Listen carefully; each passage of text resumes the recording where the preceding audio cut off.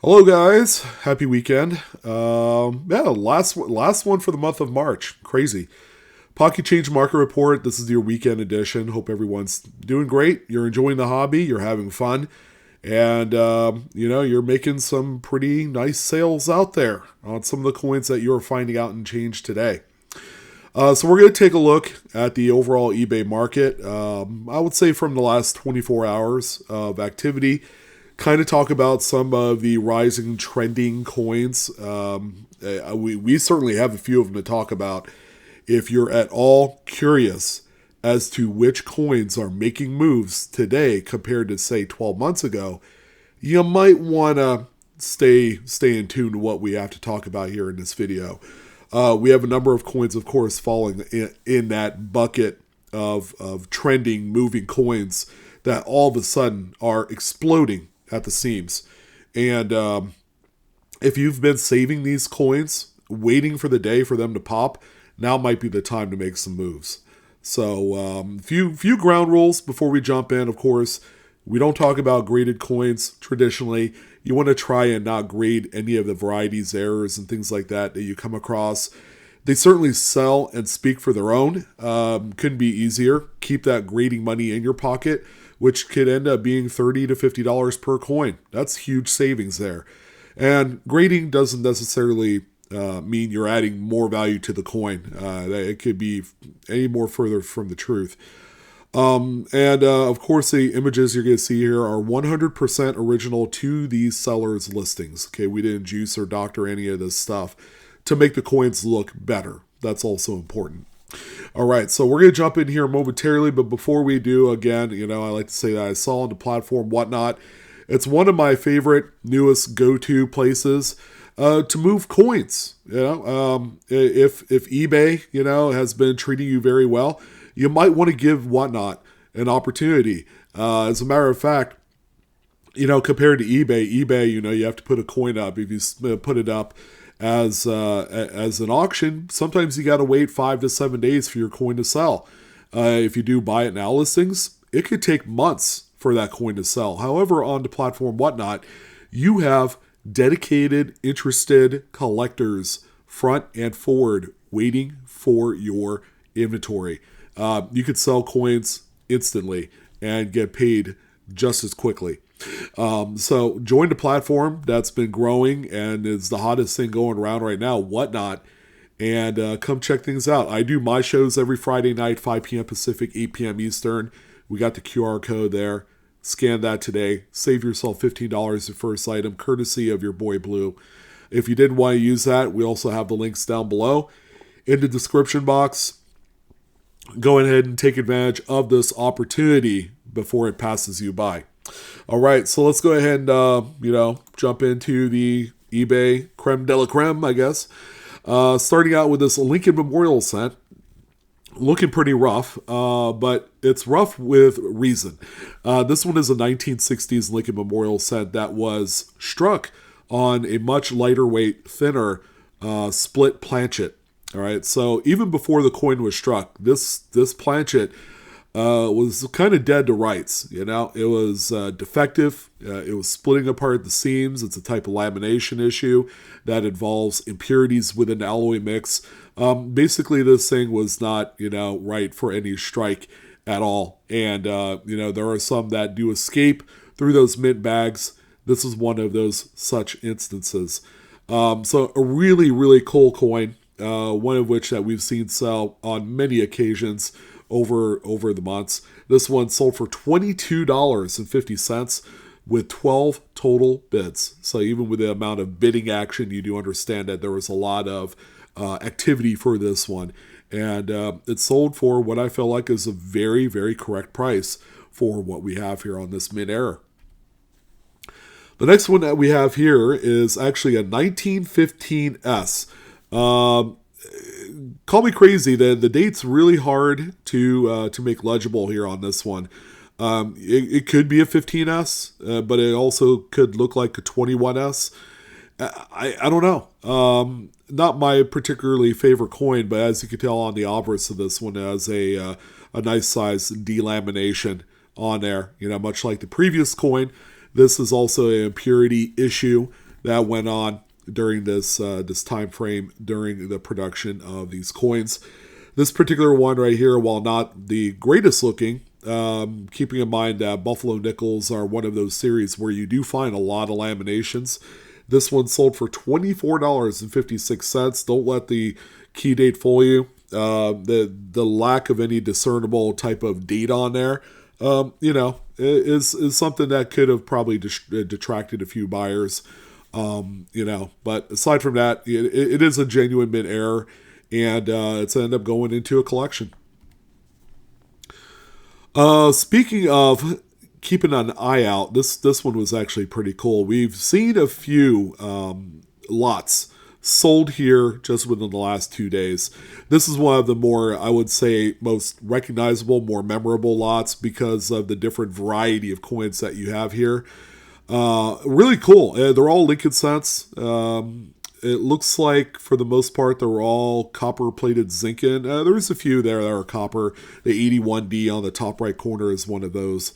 But when you look at this, nice variety here. You have off-center strikes, uniface, that 82 large date right in the middle, the top middle coin, is an indent. So there was another coin that was overlapping it after the first initial strike. The coin didn't eject properly, so another coin or planchet had actually ended up being inserted into the striking chamber. However it did. There was a lot of malfunctions going on with that mid-press during this action. So, yeah, coins were struck together again on that particular case. You do also have a saddle strike, which is the coin right underneath that. It looks like a double strike. You have a blank planchet in there. You have that 99D with 2 rim clips on there.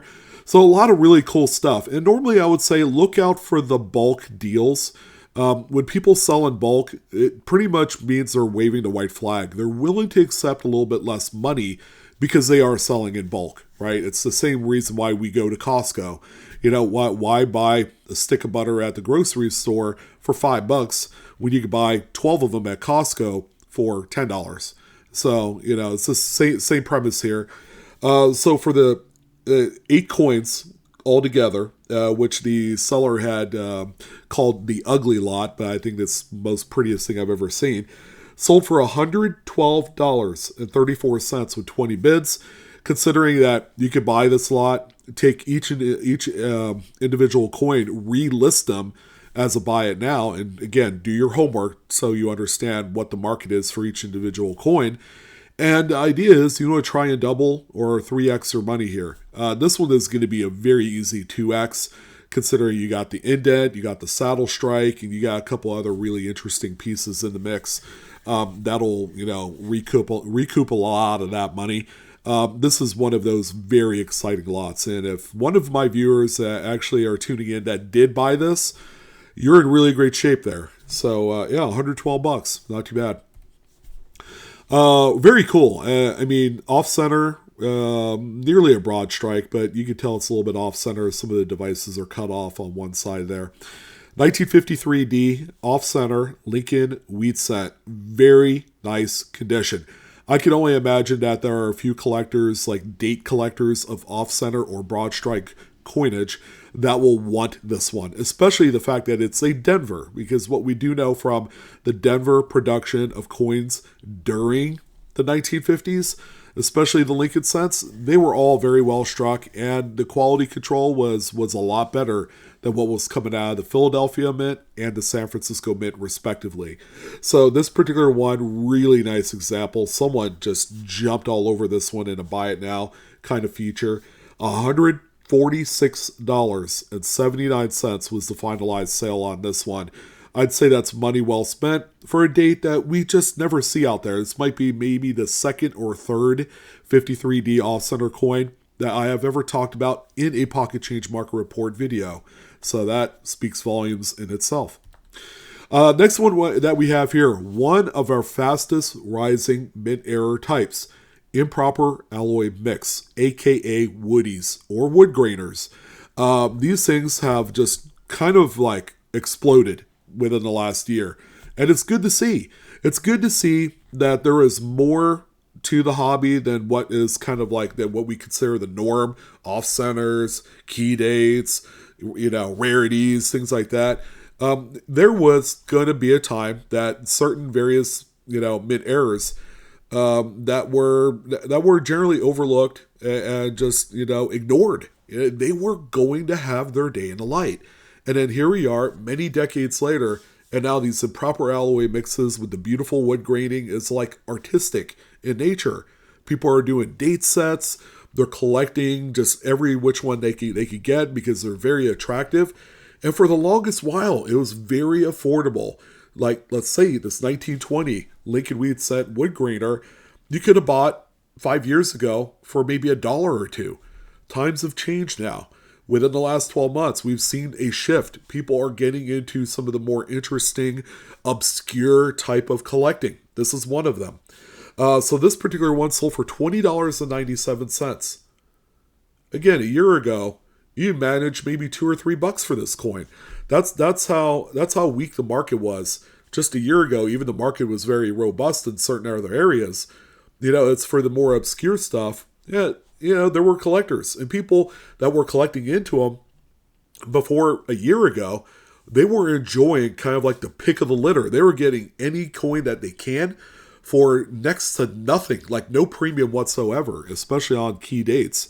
So yeah, an emerging thing here that we're seeing on wood grainers. And what's cool, what I like about this particular mid-air is that they're all going to be different.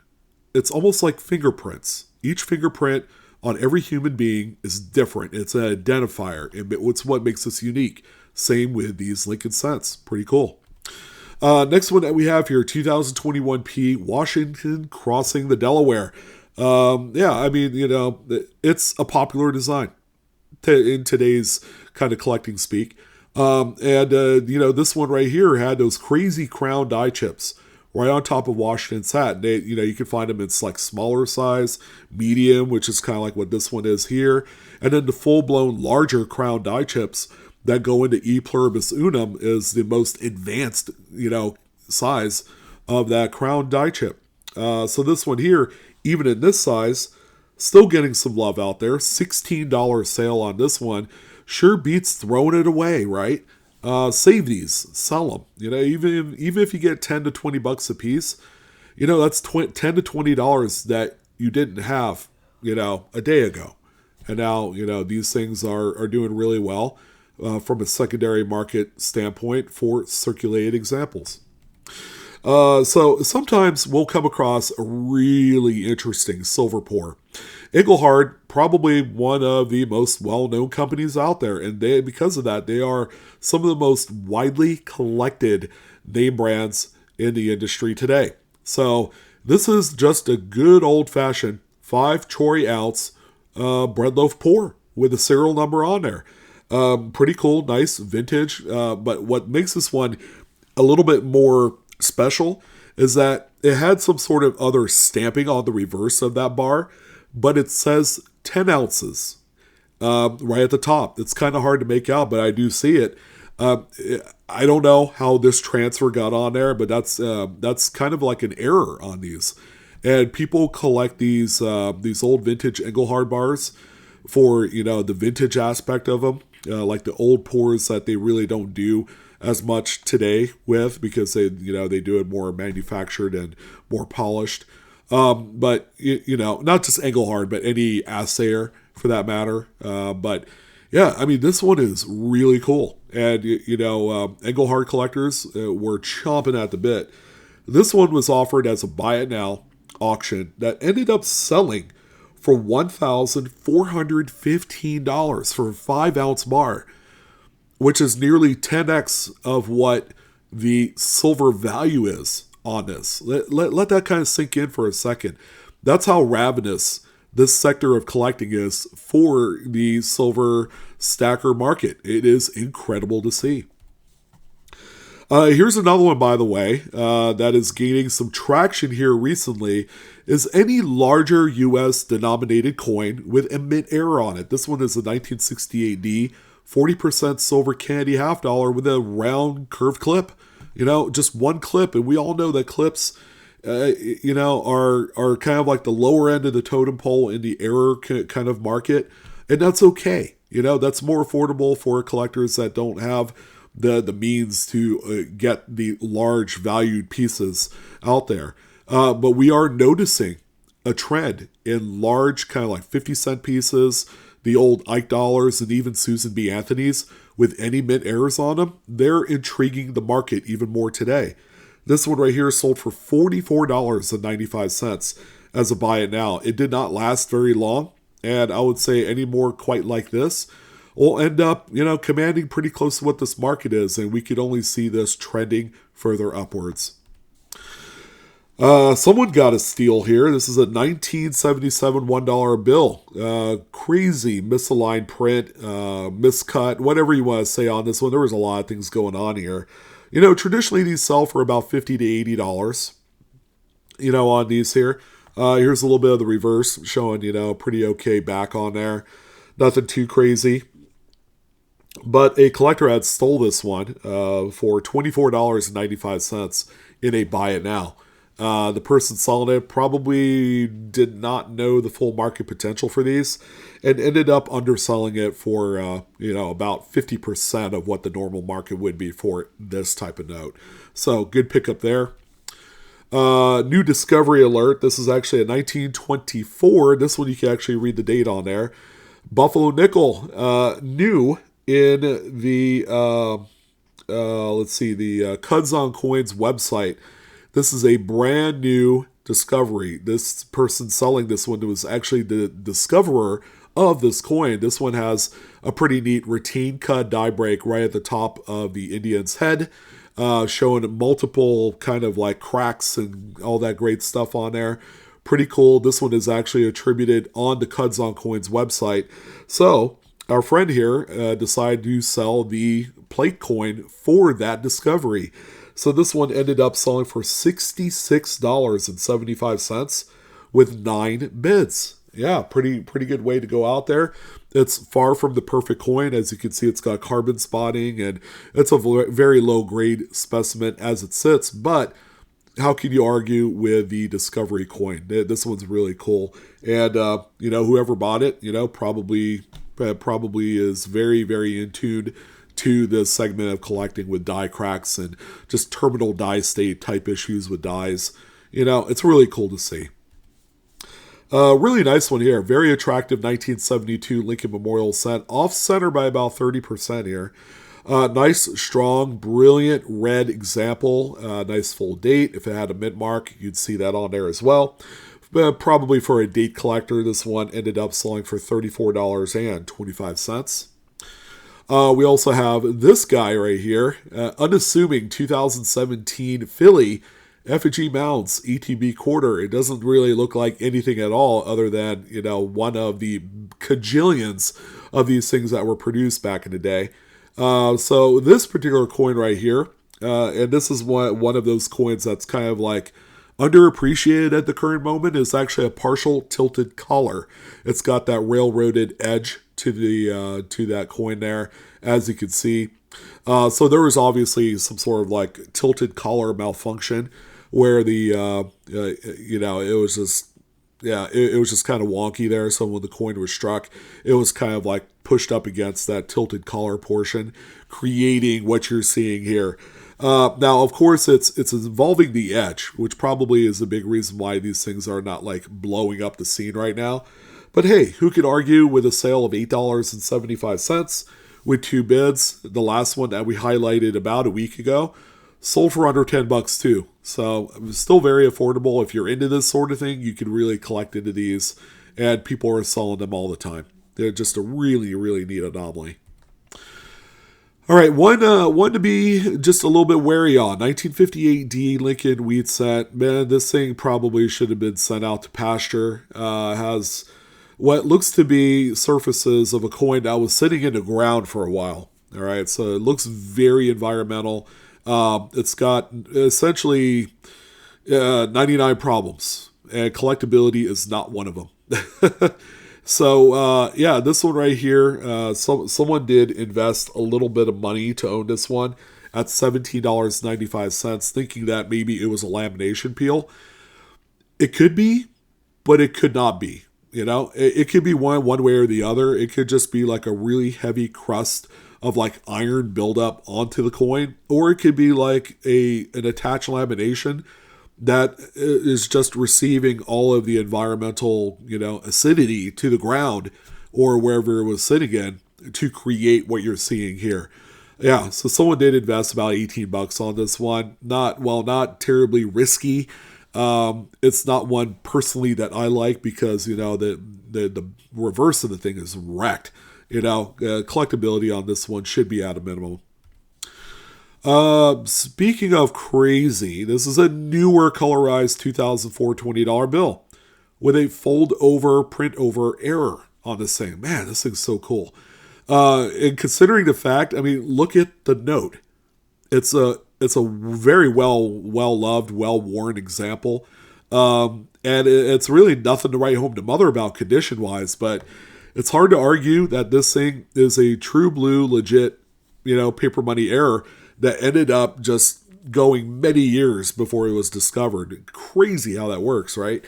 So this one here sold, one of the big highlights, $355.65.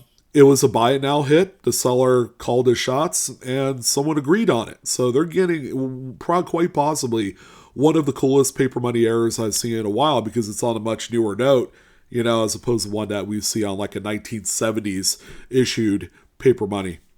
Next one that we have here, another emerging type of mint error is going to be, again, on larger size coins. Candy $50, Franklin $50, Ike dollars, even Morgans and Peace dollars if you're lucky enough to find them.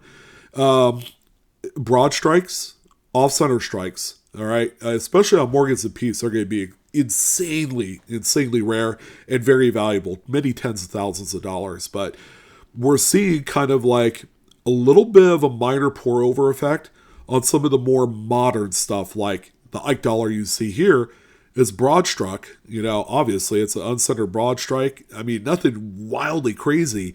But this coin, ladies and gents, 5 years ago, you could pick it up for like $20-$25 as a minor mint error oddity. But yeah, things have changed quite a bit here recently, as these are being pursued by a few collectors out there that are appreciating large size coin errors.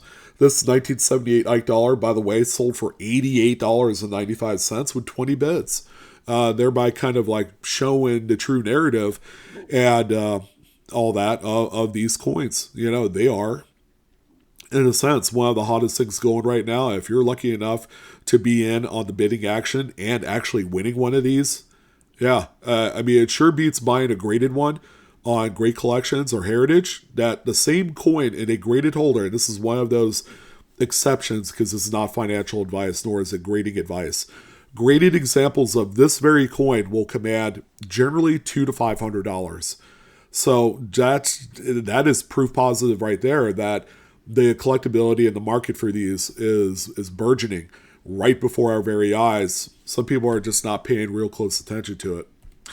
Another neat one here, although this one is not like an up-and-comer, CUD die breaks are kind of like they've always been the rage, and more collectors are coming in to pursue them. I'm going to guess this is probably a 1983 Lincoln Memorial set. It could be a 1982 small date. Yeah, nice size CUD right there by the date. You can see the corresponding weakness on the reverse. So the die had broken at some point due to wear and tear. The piece of the die had fallen out. And then when it's striking the coins, you get this raised kind of anomaly that starts at the rim and goes into the actual design of the coin. So this one right here sold for $77.60. Looks like 23 total bids accumulated to that amount. Next one that we have here, this is one again that we've never talked about on any PCMR. And I've known about this one. We just had to find a pretty decent one to talk about. And this is going to be only on 1995 $1 bills. So if you do come across these, they're still out there, by the way. Look at the reverse, because if you find one that has the back plate number 295, this is actually the engraving error Backplate number 295. You can see it right under where it says 1 in the middle, the bottom right corner of that 1. You can see 295. So during this time, they actually accidentally used a micro plate number that was used at the Washington, D.C. BEP facility.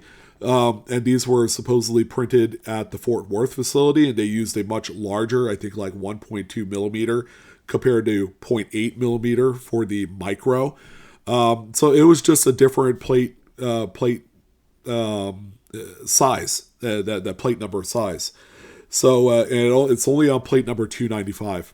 So yeah, they're out there. This is actually a very nice condition note, but some of the more like well circulated pieces are still like $8 to $10. This particular one sold for $19.99. I'd figure I'd let you guys know there are people that still like slinging through paper money, their dollar bills, and this is always a good one to be on the lookout for. Holy crap. One of my favorites. This is actually an Australian penny planchet.